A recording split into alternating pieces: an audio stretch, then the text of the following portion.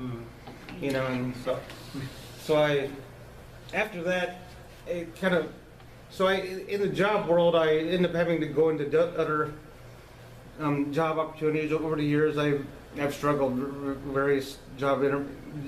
I had several different jobs, and finally I had to basically figure out that I had to be in a job that where I don't work with my hands, and number two, I don't work with people because I'm kind of a social outcast, you know.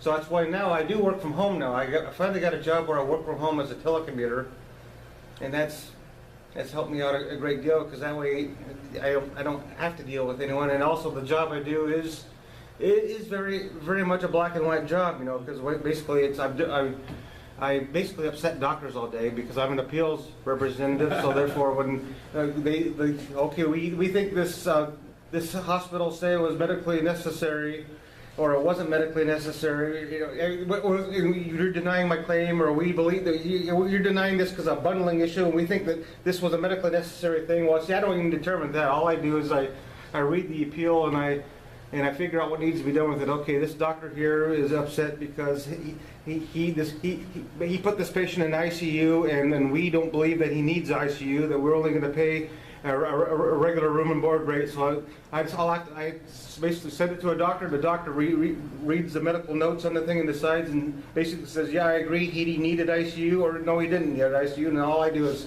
send him a letter back in the mail. And 9 out of 10 times, send him a letter back in the mail. It says, sorry, no, you're not going to get it.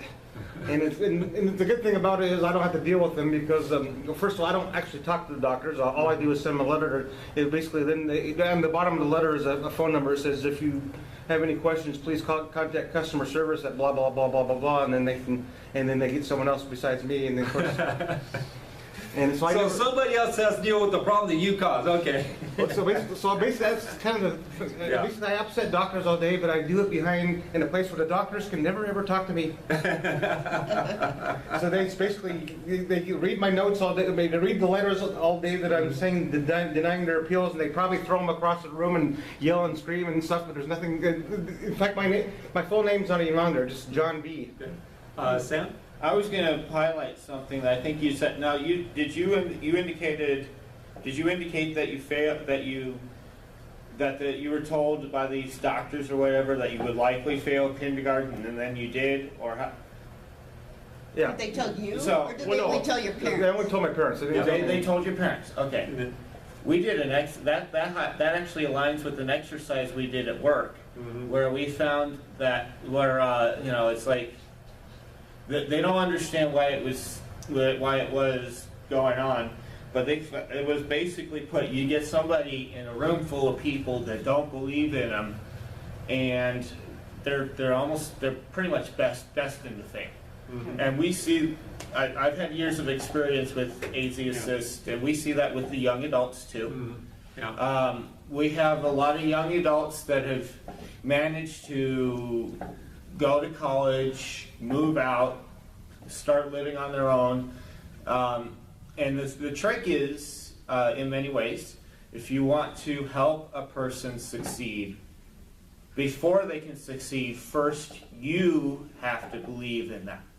You cannot come, and sometimes we have disagreements, even amongst our own about this, but you cannot come at somebody, regardless of their situations in life, and say that there's any goal that they might have that they cannot do. You cannot even come at them with that mindset if you are going to be fully effective in helping them. Yeah.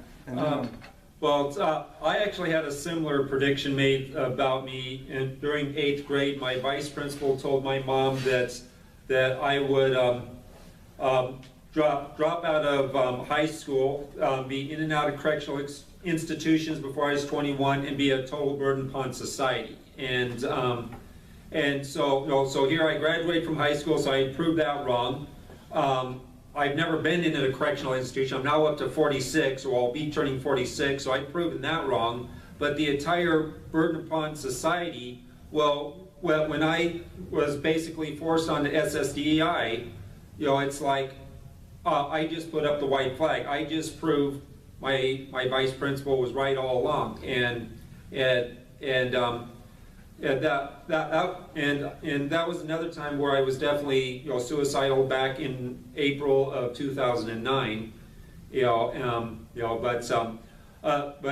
as far as me in kindergarten, okay, I was not talking full sentences, in kindergarten, and so basically what the teacher suggested is to withdraw me from kindergarten and put me into a regular daycare, to give me that extra year to develop my social skills before putting me into a to a regular kindergarten class, and it actually did work out, for me. And keep in mind, this was just a regular, daycare. This was not any kind of a special school or anything like that. And for me, it worked. That's a little bit, that's a little extra time, gave me the ability to talk full sentences. And so I did, start kindergarten a year late, but I did start kindergarten, and then, went on from there. How they finally found out about this Asperger, in my life, I started having some very serious compulsive, addictive behaviors. Mm-hmm. I got to the point I couldn't control. And it wasn't stuff like drugs or alcohol or anything like that. I was not a substance abuser. Right. And I got completely out of control. I went through a Chapter 7 bankruptcy because I got involved in a relationship with someone, and it turned awry, and I ended up spending thousands and thousands and thousands and thousands of dollars on an addiction that I couldn't afford, and it started. And the pattern started going again. I came close to getting arrested, didn't get arrested, but I came close to getting arrested. And so finally, what had happened, I went to some 12-step groups is what happened, and I found out, another thing I forgot to say, I grew up in a fairly wealthy family. That's the other thing about me too. My parents always said plenty of money, so like when I went to private schools and whatnot, and when I was sharing that in a group, one day someone in one of these 12-step groups says to me, well, John says, well, hey, you're from a wealthy family, you can afford this. Why don't you should go see Dr. Ralph Earl. He practices in Scottsdale. He's a Harvard-educated therapist. He's $400 an hour. This guy is incredibly expensive.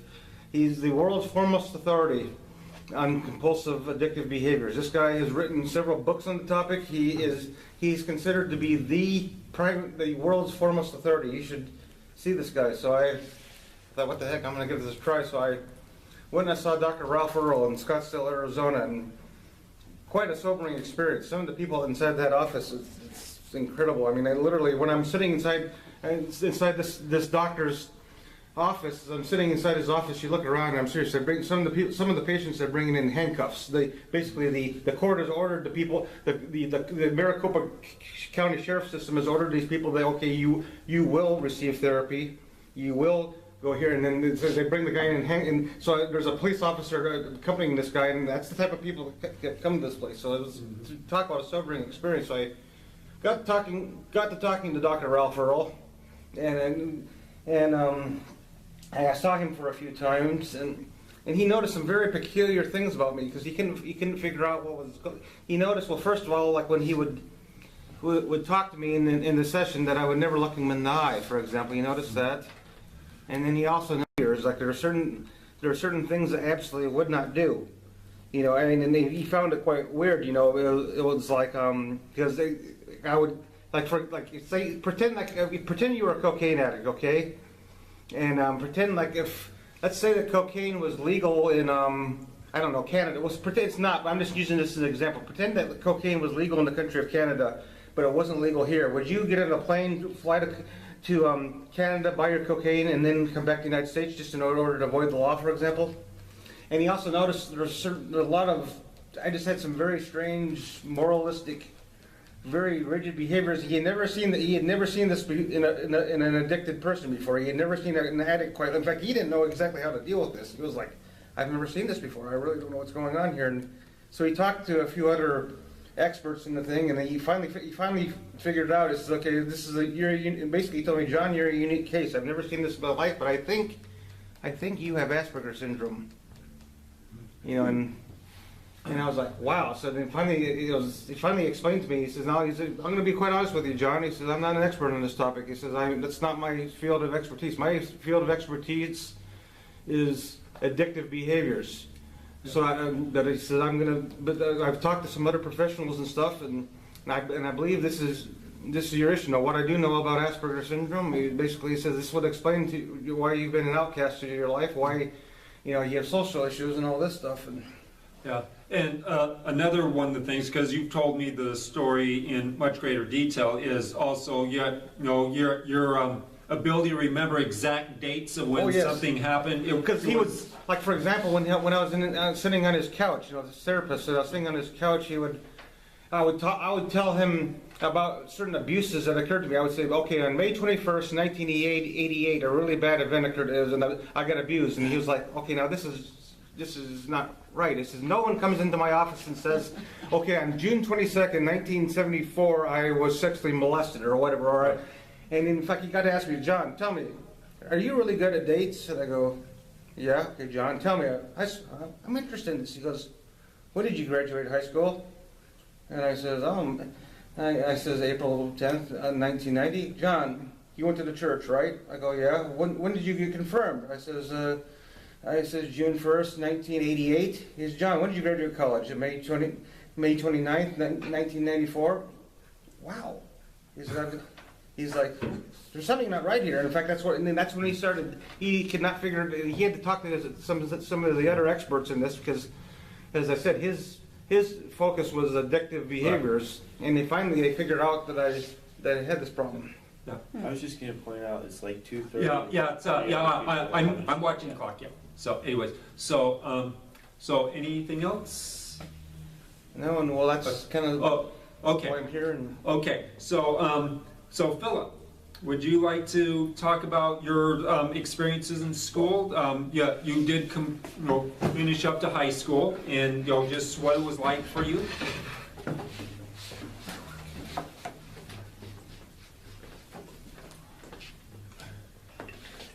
Okay, so where should I start? Was there any specific things that you struggled at in school? Particular subject, particular task, that you might have, or been exceptionally good at. Either way.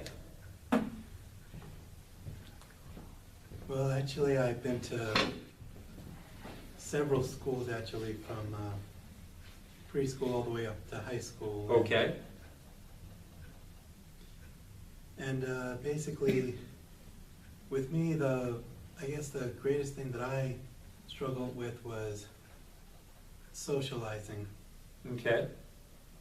As even when I went to preschool, and actually went to the first two schools I went to was a daycare center and the Asphalt School, which was a preschool. Mm-hmm.